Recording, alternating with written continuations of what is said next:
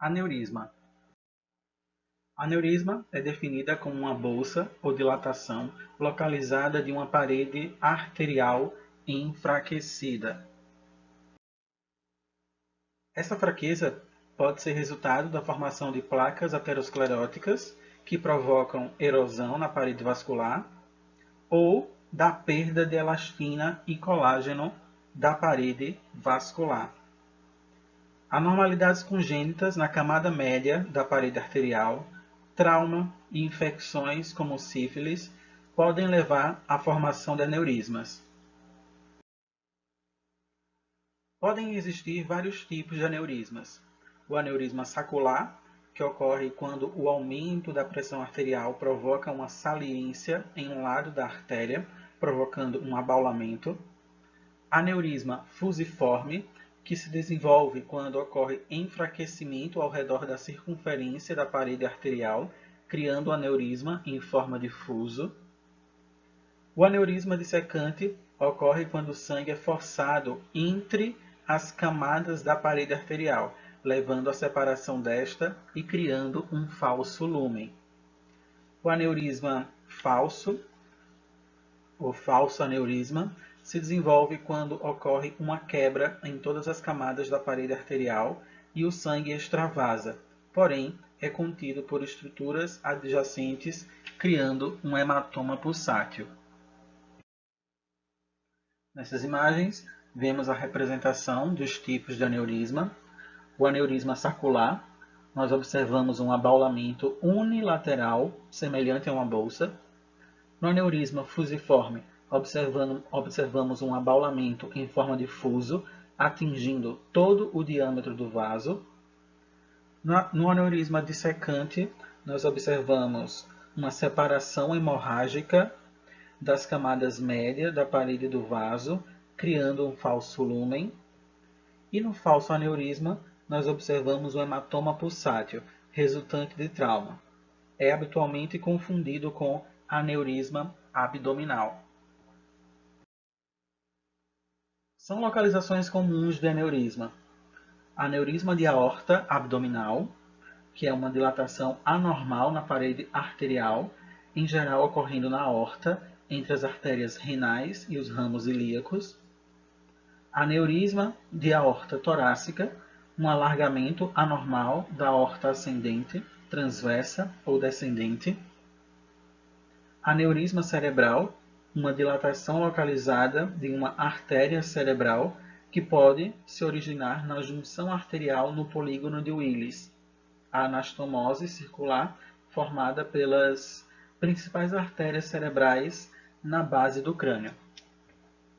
E aneurismas femoral hipoplíteo, algumas vezes denominados aneurismas arteriais periféricos, que são resultados finais de alterações ateroscleróticas nas paredes, principalmente na camada média dessas artérias periféricas importantes.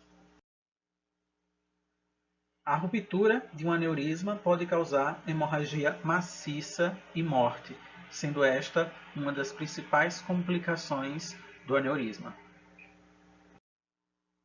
O tratamento do aneurisma é cirúrgico.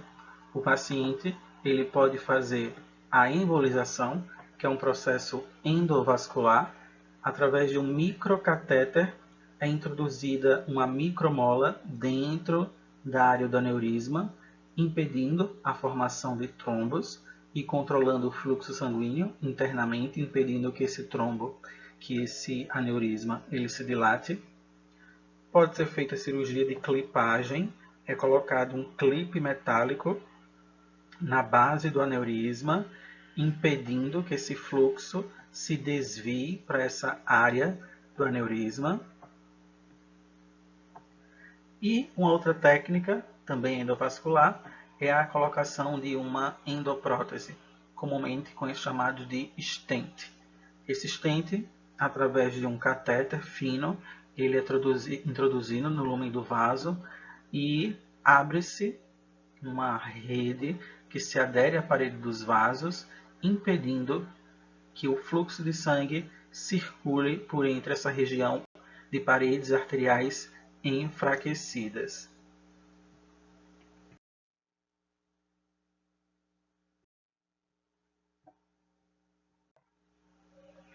Trombose venosa profunda.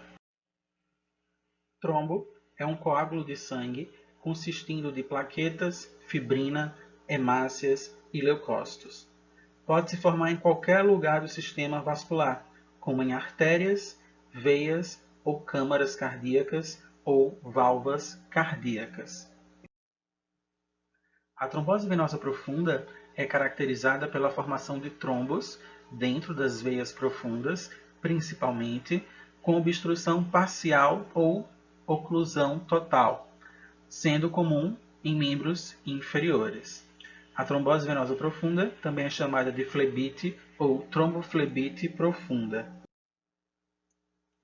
Os fatores de risco associados à trombose venosa profunda são idade avançada, presença de câncer maligno, processos cirúrgicos, imobilização prolongada, como em paralisias, infarto do miocárdio, viagens aéreas longas, uso de estrogênio, como em anticoncepcionais ou tratamento hormonal, reposição hormonal, fase final da gravidez e parto, distúrbios de hipercoagulabilidade, que podem ser hereditários ou adquiridos, tabagismo, presença de varizes, insuficiência cardíaca, obesidade, história prévia de trombose venosa profunda e anormalidade genética no sistema de coagulação. Em relação à fisiopatologia da trombose venosa profunda, 3 condições, conhecidas como tríade de Virchow, promovem a formação de trombos: lesão endotelial, fluxo lento e aumento de coagulabilidade. Quando a parede de um vaso sanguíneo é lesada, a camada endotelial atrai as plaquetas e outros mediadores inflamatórios, que podem estimular a formação de coágulos. O fluxo sanguíneo lento ou anormal também promove a formação de trombos, permitindo que as plaquetas e fatores de coagulação se acumulem e adiram às paredes do vaso sanguíneo. As condições que aumentam a coagulabilidade do sangue também promovem a formação de coágulos. As consequências da formação de trombos incluem oclusão do vaso sanguíneo ou a formação de êmbolos. Se uma porção do trombo se liberar e percorrer o sistema circulatório até se alojar em um vaso menor. Este é o conceito de êmbolo. As principais causas decorrentes dessa doença são insuficiência venosa crônica, síndrome pós-trombótica e embolia pulmonar. A rápida adoção de estratégias diagnósticas e terapêuticas é crucial para evitar essas complicações. A TVP, ela pode ser classificada de maneira simplificada como proximal e distal. A proximal, quando acomete veia ilíaca e ou femoral ou apoplítea. E a distal, quando acomete as veias localizadas abaixo da região poplítea, abaixo do joelho. O diagnóstico exige uma anamnese e o exame físico do paciente, combinados com a realização de testes laboratoriais e exames de imagem. No exame físico, é importante observar a presença de dor, edema, eritema, cianose, dilatação do sistema venoso superficial, aumento de temperatura, empastamento muscular, rigidez muscular e dor à palpação. Para o diagnóstico, o score de Wells também é utilizado.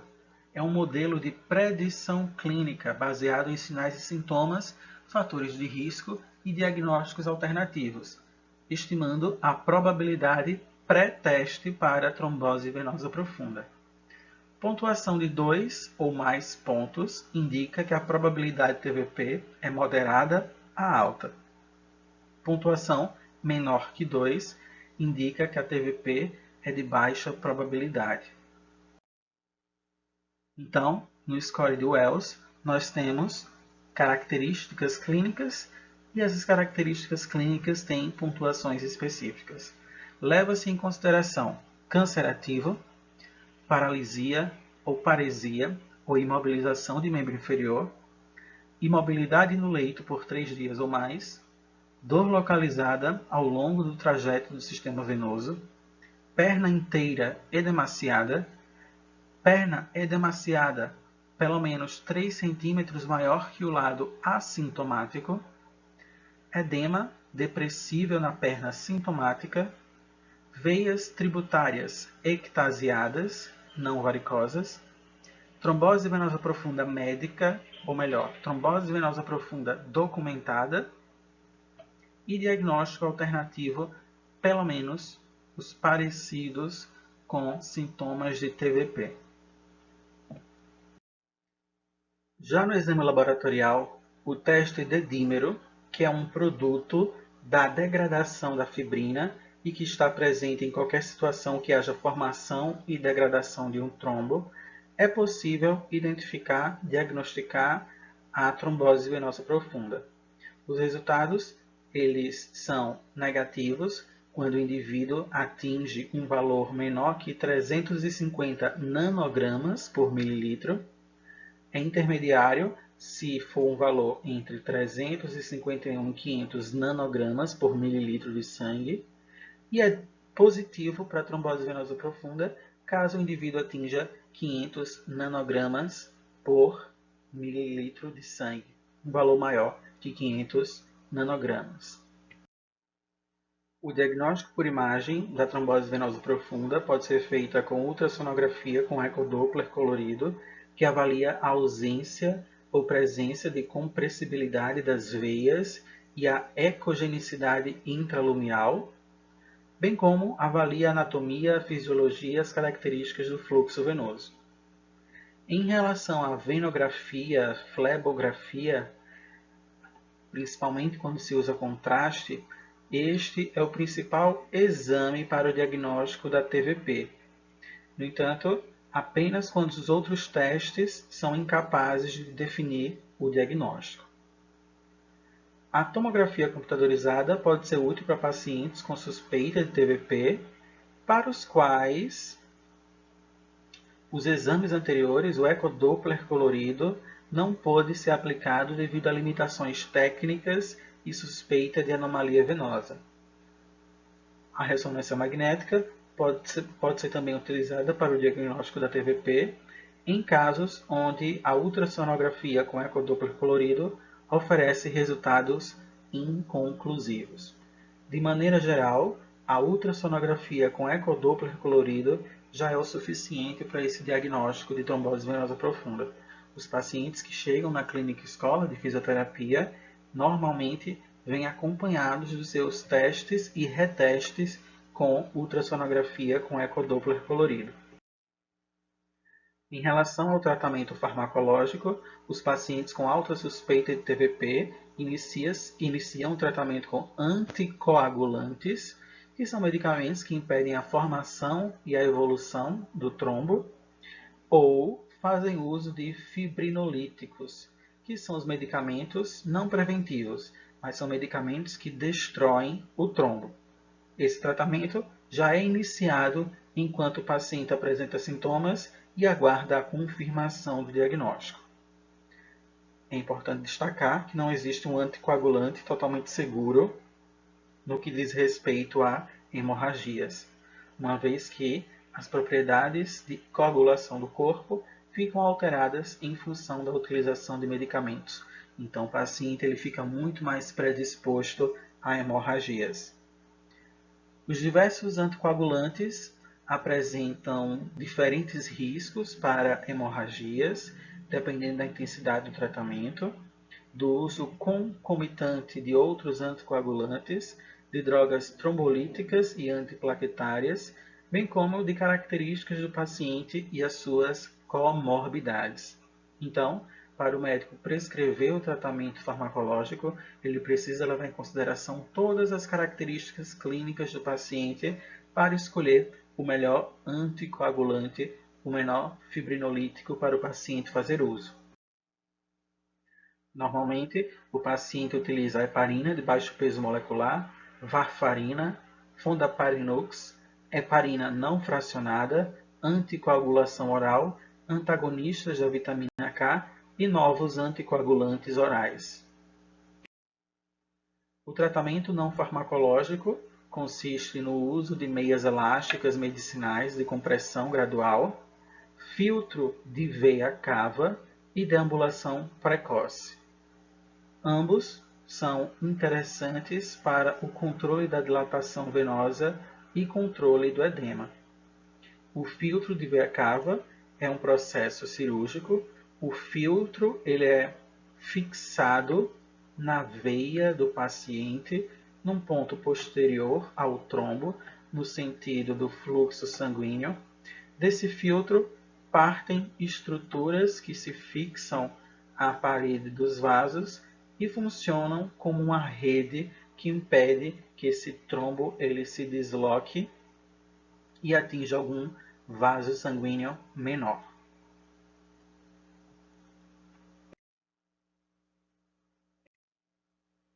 Embolia.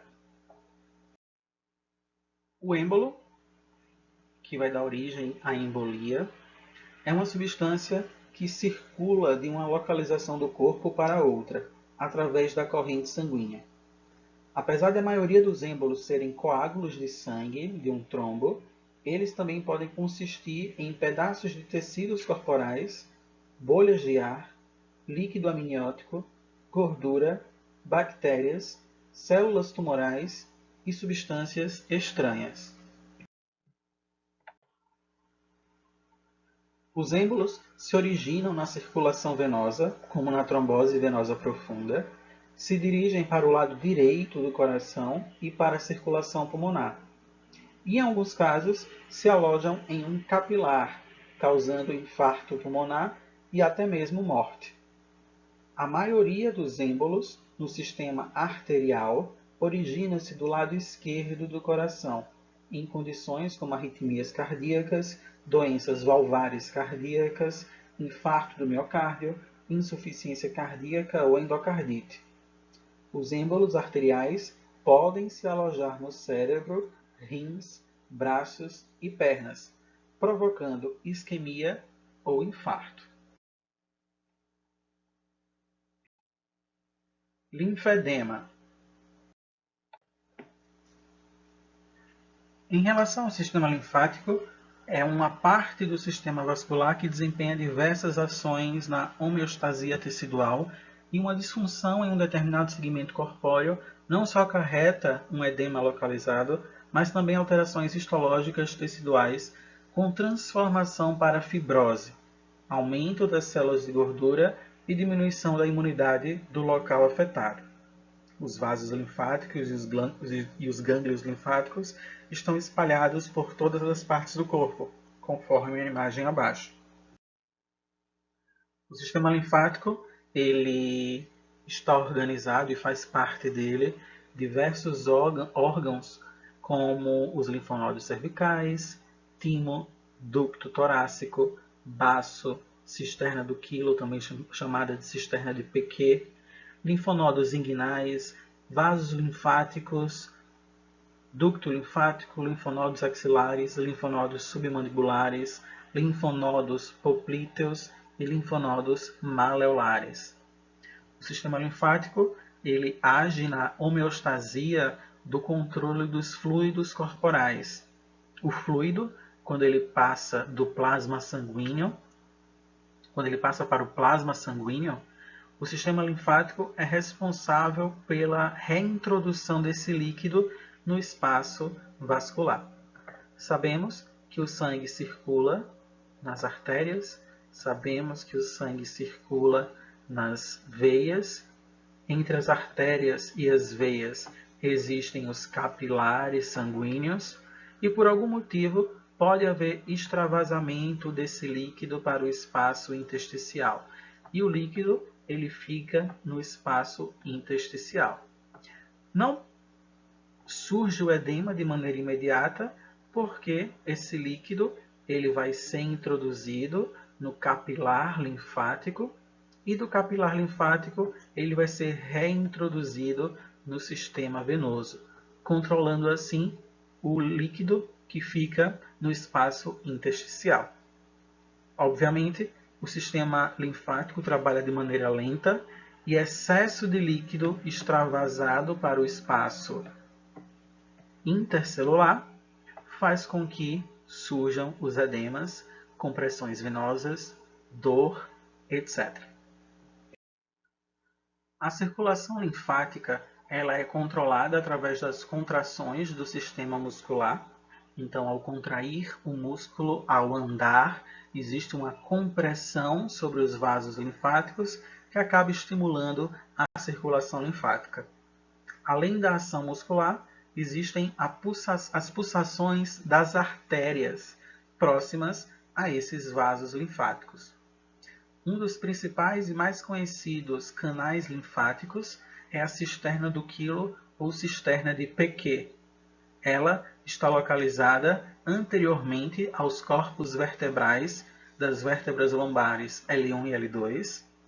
Está localizado posteriormente à aorta abdominal e consiste em ser o maior tronco de drenagem dos vasos linfáticos do corpo. Normalmente, na drenagem linfática, a cisterna do quilo ou cisterna do Pequet é estimulada.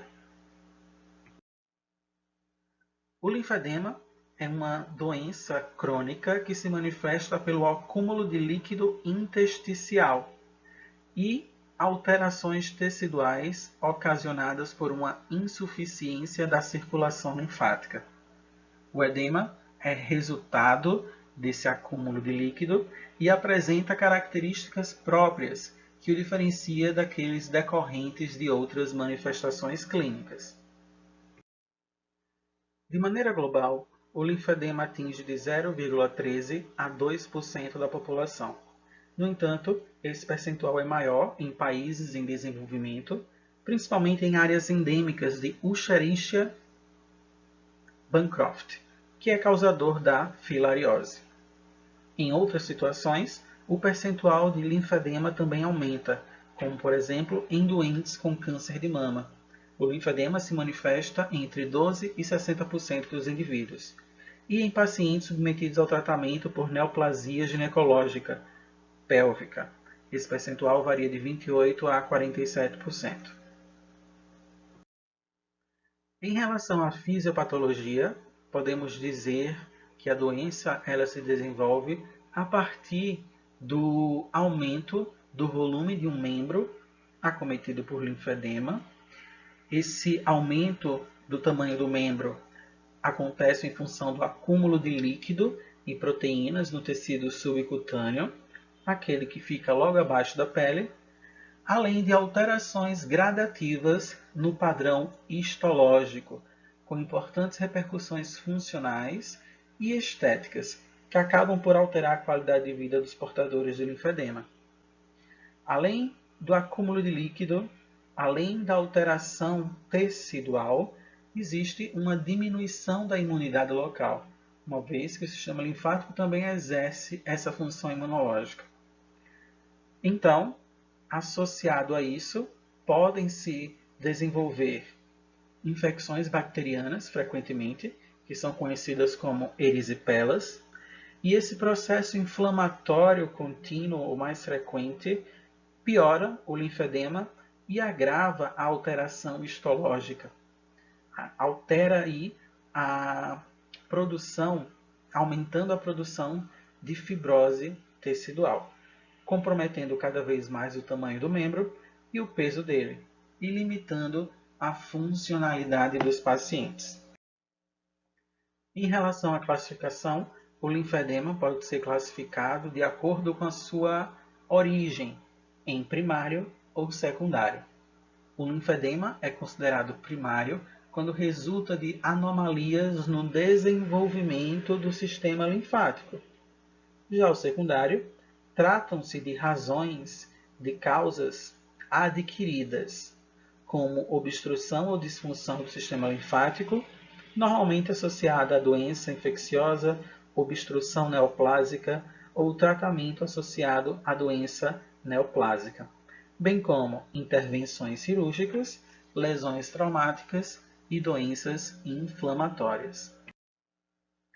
O diagnóstico do linfedema, na maioria dos casos, é estabelecido com base na anamnese. Quando não há fatores de risco associados ou situações de comorbidade, como obesidade, insuficiência venosa, infecções concomitantes, o diagnóstico pode não ser evidente. Nesses casos, o recurso mais utilizado para o diagnóstico serão os exames complementares. O principal deles, linfoscintigrafia, é o padrão ouro para detectar alterações funcionais e estruturais no sistema linfático. A linfangiografia é um procedimento mais invasivo e tecnicamente mais difícil de ser executado. É possível fazer também a ultrassonografia com ecodoppler. A ressonância magnética e a tomografia computadorizada podem ser úteis para analisar a presença de possíveis tumores obstrutivos. A ecografia pesquisa por parasitas e os estudos genéticos para a detecção de linfedema primário. Clinicamente, é importante fazer a avaliação do linfedema. E essa avaliação tem métodos simples e baratos e tem métodos mais caros e, consequentemente, menos aplicáveis na prática clínica. O primeiro é a volumetria, que é um método padrão, no entanto, é um método caro e isso dificulta a logística para utilizá-lo, por isso acaba sendo menos realizado na prática clínica. Uma medição mais simples e mais barata é a medição da circunferência do membro. E aí essa medição vai depender do membro acometido, se for membro superior ou inferior. Os 4 pontos mais utilizados no membro superior são as articulações metacarpofalângica, punhos e 10 cm e 15 cm proximamente em relação aos epicôndilos laterais. No membro inferior, os pontos mais utilizados são as articulações metatarsofalângicas, maléolo medial e as articulações metatarsofalângicas e metacarpofalângicas. Além disso, é possível utilizar a bioimpedância com leitura optoeletrônica por feixes infravermelhos. Considera-se que o linfedema é leve se a diferença do membro com linfedema e o membro sem linfedema for inferior a 3 cm. O linfedema é moderado se essa diferença for entre 3 e 5 cm e o linfedema é severo se essa diferença for superior a 5 cm. Pode-se utilizar a volumetria utilizando um ponto de corte de 200 ml de líquido extravasado em relação ao membro acometido e não acometido por linfedema. O objetivo do tratamento do linfedema, o principal, é a redução do linfedema e todas as repercussões que ele traz em relação à sensibilidade e movimentos articulares e manutenção da integridade das estruturas de suporte. Na fisioterapia, a terapia combinada, também chamada terapia descongestiva complexa, é o tratamento ideal para pacientes com linfedema. Na fase inicial, é importante a educação em relação aos cuidados da pele para minimizar o risco de complicações infecciosas, exercício físico regular, drenagem linfática manual e medidas de compressão externa, como enfaixamento, medidas de contenção elástica e pressoterapia, com sessões diárias, 5 vezes por semana, durante 3 a 8 semanas, normalmente 4 semanas, um mês. Já na fase de manutenção, os cuidados com a pele permanecem, exercício físico regular, medidas de contenção elástica e, se necessário, automassagem de drenagem linfática ou drenagem manual simples. E medidas acessórias como vestuário com velcro ou com espuma e aparelhos de compressão pneumática. A drenagem linfática manual, ela é a principal estratégia de tratamento do linfedema e deve estar associada ao exercício físico regular. A compressão externa, ela pode acontecer com um enfaixamento, e o enfaixamento funciona de que maneira? Durante a contração muscular, acaba exercendo uma pressão elevada e na fase de relaxamento muscular, uma baixa pressão. Então, funciona como um estímulo de bombeamento do líquido. A compressão externa também pode ser feita utilizando medidas de contenção elástica, exercendo aí uma pressão constante, e a pressoterapia, também chamada de compressão pneumática intermitente. A drenagem postural, o posicionamento do membro acometido acima do nível do corpo, também é uma estratégia que deve ser utilizada. Nessas imagens, nós vemos a drenagem linfática manual sendo realizada em membro inferior esquerdo do paciente. Na segunda imagem, nós temos a utilização da pressoterapia no membro acometido. Na terceira imagem, nós temos o enfaixamento, para manter os ganhos do paciente depois da drenagem linfática manual e da pressoterapia. O tratamento cirúrgico envolve a cirurgia reconstrutiva, que é a construção de anastomoses de um vaso linfático obstruído, e a cirurgia redutora, que é a remoção do tecido em excesso.